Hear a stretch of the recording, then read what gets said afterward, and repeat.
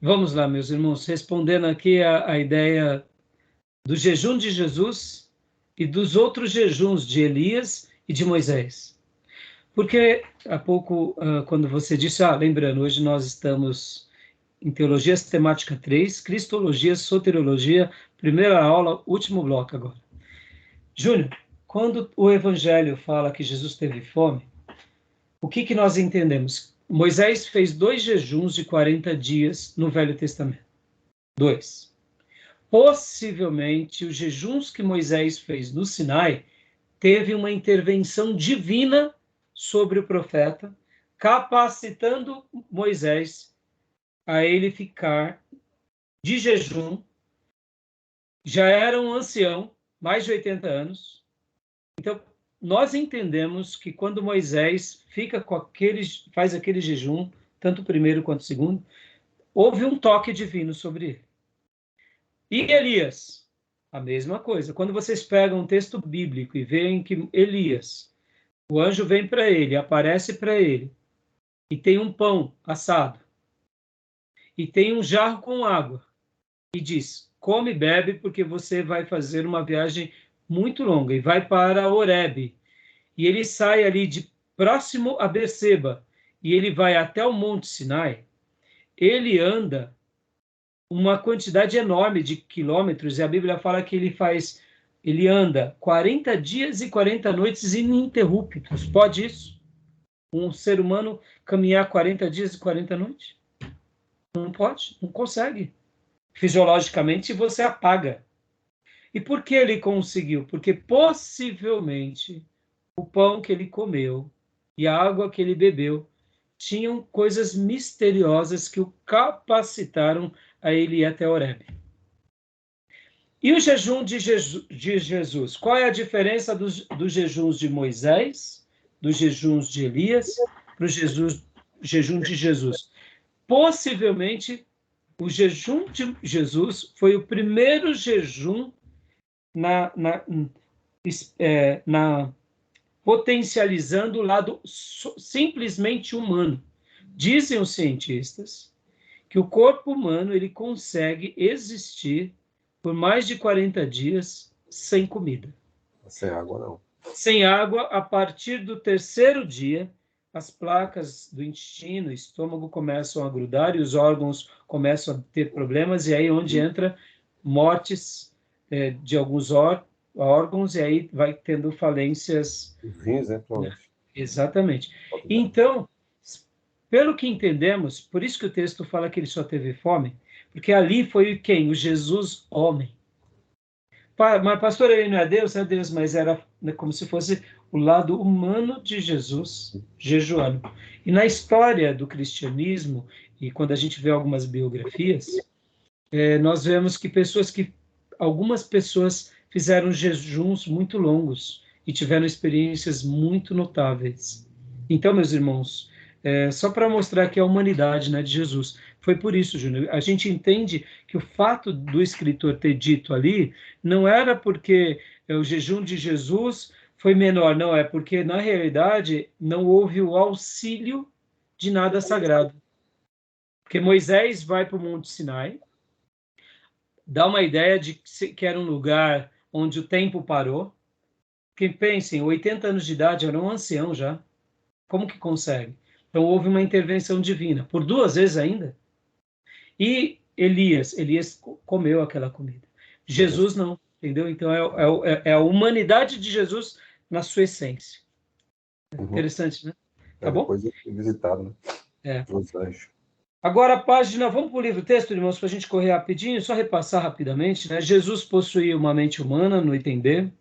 Jesus possuía uma alma humana e emoções humanas. Dando aquela ideia de que Jesus também tinha uma alma. Pastor, aí complicou tudo. Ele não é Deus? Ele é Deus. Mas já que ele era homem, ele possivelmente tinha tudo que nós temos. Né? E a questão das emoções. Alma e espírito. Né? É alma e espírito. Sendo que o espírito, do caso dele, é o próprio espírito de Deus. Agora, eu queria gastar um tempo... Tripartite, né? Outros é tripartite, né? O homem. Algumas teologias veem o homem como tripartite, alma, corpo e espírito. Outros veem como bipartite, Isso. corpo e espírito, e não alma. E é que, na realidade, eles veem como corpo, alma e espírito, né? Alma e espírito é a mesma coisa. Bipartite. Agora, o bipartite, eles falam que o homem tem corpo e espírito. Não, a alma não existe. É corpo e alma que fala que tem, não espírito. Então, na realidade, Júnior, a maioria dos teólogos que são bipartides, eles falam corpo e alma. Corpo e alma, que dentro da alma, eles entendem que está o espírito também. Então, eles vão dizer que quando a Bíblia vai falar que é espírito, está falando da alma. E aí, por que eles definem como corpo e alma? Porque em Gênesis fala alma vivente. Então, mas assim, o bipartite é corpo, e aqui a alma e o espírito, eles vão falar que é uma coisa só. Mas a gente vai trabalhar mais nessa questão, Júnior, em pneumatologia. Aí a gente trabalha mais, beleza, tá? Mas agora falando de Jesus, né, você vê, Jesus ele tinha alma, sentimentos e espírito, sendo que ele mesmo era o próprio Deus, né? Agora vamos gastar um tempo aqui na página 440, irmãos, na impecabilidade. Eu queria ler esse primeiro parágrafo aqui com vocês. Impecabilidade. Vamos lá. Quem quer ler para nós? O 3, impecabilidade. Só esse parágrafo. Vamos lá. Ainda que o Novo Testamento seja claro em afirmar que Jesus era plenamente humano, exatamente como nós, também afirma que Jesus era diferente em um aspecto importante. Ele era isento de pecado e jamais cometeu um pecado durante sua vida.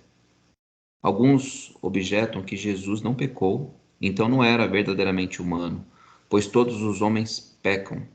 Mas os que fazem tal objeção simplesmente não percebem que os seres humanos estão agora numa situação anormal.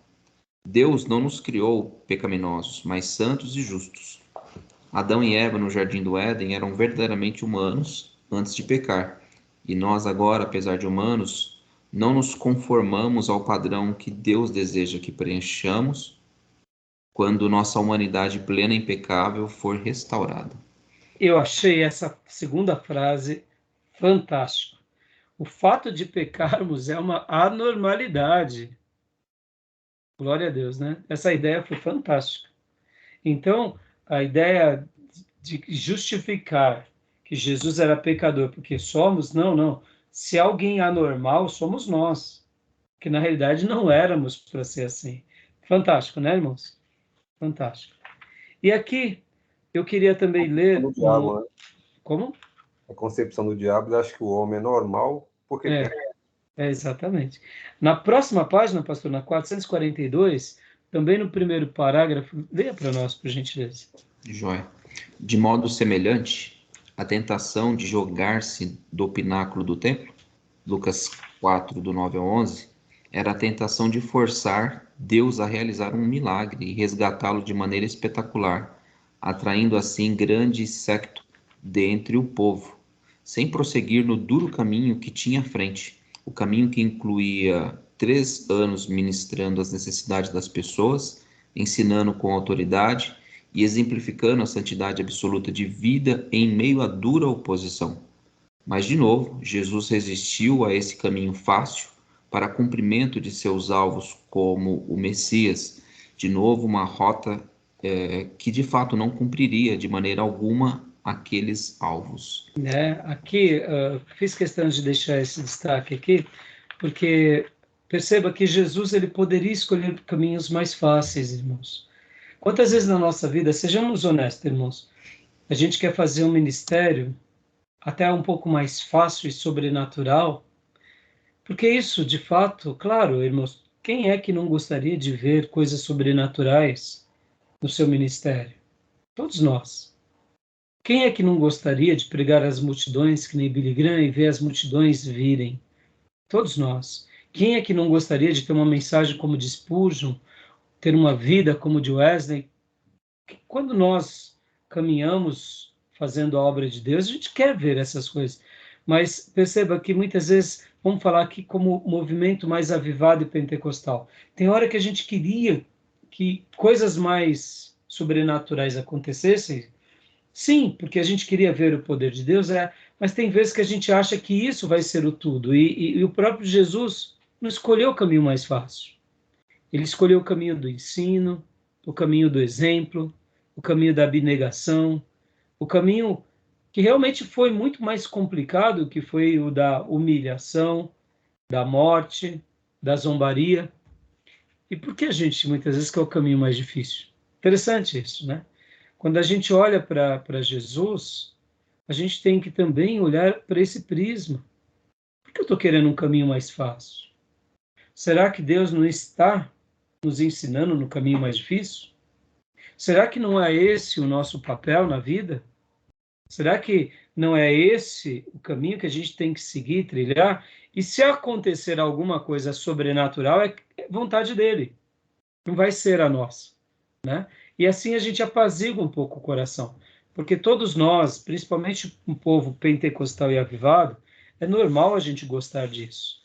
E não pensem que eu também não sou diferente, não. Meu irmão, quando eu oro por uma pessoa que tem uma certa doença, eu gostaria de ver a pessoa vendo as maiores manifestações. Já vi curas, já fui alvo de curas, mas a gente vê que isso acaba sendo alguns presentes na nossa vida. Não é todo dia assim, não é todo mês assim, né? E outra, Então, o Senhor mais do que saber, ele queria experimentar o que a gente sofre, que é o sofrimento do ser humano. também. Porque E ele deixa o exemplo dele, né, Ju? saber é uma coisa, agora passar aquele sofrimento é outra. Isso aí. Bom, para a gente encerrar, irmãos, vamos ler aqui no 442, no 4, lê para nós, Gil, por favor. Jesus poderia ter pecado? Esse parágrafo, a gente vai ler mais alguns parágrafos e a gente vai estar encerrando. Que pergunta, hein? Capciosa. Show, Gil? Ele estava orando. Jesus poderia ter pecado? Ah, tá. Não, mas encontrei, tá aqui. Pode ler, então. Antes de ler, eu lembro de um jovem que chegou um dia para mim e falou assim, pastor, vem cá, e se Jesus estivesse nos nossos dias, fala sério, ele não ia passar num farol vermelho? Aí eu falei, pelo amor de Deus. Eu acho que sim, então, ele pecou. Ai, meu irmão, você pensa essas besteiras? Pode falar besteira, olha. Ou seja, na minha opinião, eu sei que pode vir essas perguntas, né? Jesus não ia passar? Poxa vida, ainda mais como brasileiro, irmão. Nossa. A gente que tem um perigo violento. Esses dias eu estava numa região aqui, que eu fui, no dia da greve, fui buscar meu filho, e era de noite, eu parei com certos faróis, e os caras me passando, eu falei, pelo amor de Deus, eu quase sofro um acidente aqui, deixa eu passar logo. Então, assim, mas quando esse jovem fez essa pergunta, lá no fundo, ele estava querendo dizer o seguinte, mas se Jesus passa no farol vermelho, então eu posso passar em alguns aqui, entendeu? É isso que ele quer dizer. Porque gastar tempo nessas coisas, meus irmãos, é isso. Não me convenço com outra coisa, não. Geralmente a gente quer chancelar as nossas inclinações, né? Então, assim, se ele faz, eu também posso. Se ele passa no farol vermelho, por que eu não posso fazer algumas atrapalhadinhas, né? Então, vamos lá. Leia para nós. Ok. Jesus poderia ter pecado? Às vezes levanta-se essa questão. Cristo podia ter pecado? Alguns defendem a impecabilidade de Cristo, entendendo por impecável, não sujeito a pecar. Outros objetam que Jesus não fosse capaz de pecar. Suas tentações não teriam sido reais, pois como uma tentação seria real, se a pessoa que estivesse sendo tentada não fosse mesmo capaz de pecar. E aí, o que vocês acham disso, irmãos? Vamos lá, minuto de debate aqui. Será que ele não teve o mesmo ímpeto que temos quando vem, por exemplo, uma pessoa agressiva? Será que ele não tem o desejo de revidar? Será que Jesus não tinha essa inclinação? Será que quando passava uma mulher muito linda por ele, como homem, ele não se sentia tentado? E aí? É uma questão aí, assim, meio complexa, ao meu ver. Porque isso envolve emoções também, né? E tem um texto lá que Jesus entrou lá no templo e daí ele deu uma neurose em Jesus. Alguns psicólogos falam neurose. Porque ele pegou lá e derrubou tudo lá. Eu conversava com um amigo espírita, ele falou assim que não, ali não é bem assim não. O jeito que está escrito não é assim. Porque Jesus, como uma pessoa perfeita, ele se esbarra, ele entra com a multidão e se esbarra e cai. Ele não fez aquilo, porque aquilo lá é um gesto de falta de educação. Eu falei, não, filho, você não entendeu nada, não. O texto bíblico não está dizendo. Politicamente correto, né? O espírita, amigo meu, deu uma resposta politicamente correta. Eu falei, não, é que você não conhece o contexto. A história é outra e o ato ali é justiça, é indignação. Sim, né? é indignação, porque isso passa pelas nossas emoções. Como ser Mas humano. só que ali não era uma indignação fútil, né, Júnior? Era uma indignação do dono da casa corrigindo os impostores. Deus não se indigna todo dia contra o pecado? Exatamente. Então, essa é a ideia da justiça em exercício ali. Exatamente. Agora, então, irmãos, a frase que o Júnior... Desculpa, Júnior. Não é banalidade, né? Sim. A frase que o Gil leu, então, dando uma ideia de que, será que ele tinha essas reações? Será que essas reações... O que vocês acham, irmãos? Vocês acham que aqui a intenção ele não era capaz de pecar. Capaz ele era. No entanto, ele não cedeu à tentação, né? Verdade. Exatamente. Aí já vem o fruto do Espírito, né? Que tem o domínio próprio, né? Show. E aí, se ele tinha todos os frutos, automaticamente ele já evitava o mal antes mesmo que ele acontecesse. Se a gente atribui que ele era incapaz, no sentido de que, não, ele não se inclinava, você está dando para ele uma natureza diferente da humana. E é perigoso. É mais fácil a gente admitir que ele tinha uma natureza como a nossa. No entanto, os impulsos eram totalmente controlados, totalmente domados, totalmente subjugados. Pastor, é simples assim? Simples assim. Mas isso era pela virtude do Espírito Santo de Deus na vida dele? Ou era uma questão de disciplina? Ou era uma questão de resiliência? A gente vai estar vendo nesses estudos sobre a pessoa de Jesus essas linhas trabalhando. Porque, irmãos, quando a gente atribui que ele era Deus e que ele tranquilamente prevaleceu, aí se torna muito fácil, parece que entra mais a divindade do que a humanidade. Pois não, pastor? Desculpa, eu vou apertar aqui para fechar o microfone e saiu essas carinhas, me perdoe. Foi nada. Eu pensei que você queria falar alguma coisa, ou eu falei alguma coisa, né? Foi nada. Na hora que eu falei, você fez essa carinha, eu falei assim, será que... o que ele quer dizer com isso? Não estou entendendo. Eu não sei nem que carinha apareceu aqui, meu Deus. Pareceu aquela do sorrisinho triste. Né? Mas voltando. A ideia que, irmão, se a gente vai para o lado da divindade, pura e simples, a gente está negando a humanidade. Então, a gente tem que trabalhar aqui com equilíbrio. Jesus era divino? Era. Mas ele era humano? Era. Agora, nessa parte do livro, o autor está trabalhando, mostrando, olha, vamos olhar para o Jesus divino. O Jesus que sofre, o Jesus que padece, o Jesus que tem limites como nós. E é importante a gente olhar para isso, porque só assim a gente consegue entender a humanidade. Senão, irmão, essa humanidade fica maquiada pela divina. E aí complica um pouco. Porque Hebreus fala que ele foi tentado também com a gente, mas ele sempre não cedeu. Exatamente. Quando ele vai lá para o Getsemane, ele também fala para escutar-se. Ali ele passou um mau conflito, uma tentação, ceder, sabe? Quem é que não tem medo? Quem é que não, como ser humano, poxa, e agora? Tentação. Mas exatamente.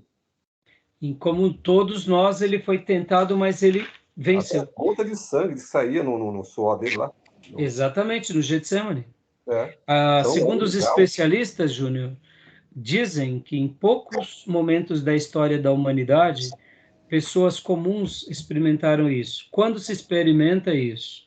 Foi registrado, uma das últimas ocasiões foram nos campos de concentração, em que as pessoas estavam cientes da morte, que sabiam que iam morrer, ficavam num ponto de angústia tão grande que os seus poros eles acabam entrando em colapso e aí o suor mistura-se com gotas de sangue. Ou seja, é o Jesus humano.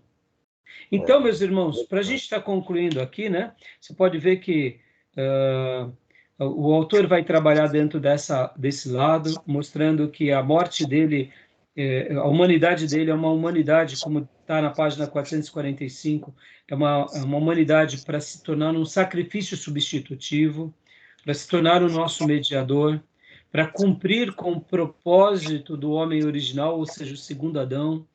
Ele vai ser esse exemplo de humano na vida, é o padrão de corpo redimido, ele se torna um sumo sacerdote que compra com o sangue dele a nossa redenção, porque o sacerdote ele fazia a expiação, trazendo o povo a Deus, e agora ele é esse sacerdote e ao mesmo tempo esse cordeiro.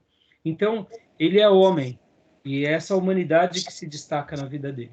E assim a gente para aqui, porque a partir da semana que vem, da quinta-feira, a gente vai trabalhar na divindade de Cristo. Então, eu gostaria que vocês lessem tanto a parte que já foi, anotassem qualquer dúvida e continuassem lendo aqui da página 447 em diante, para a gente continuar nesse ponto, que é a pessoa dele. Porque, irmãos, como eu disse para vocês, o assunto dessa matéria vai ter muita discussão, tá bom? Muita discussão, muita leitura, e entender bem isso daqui é ratificar aquilo que já fizemos na doutrina, na aula, e quando a gente teve a doutrina da Trindade. A gente vai sedimentar que Jesus é Deus, sim, ele é Deus, ele é a segunda pessoa da Trindade, mas ele é homem.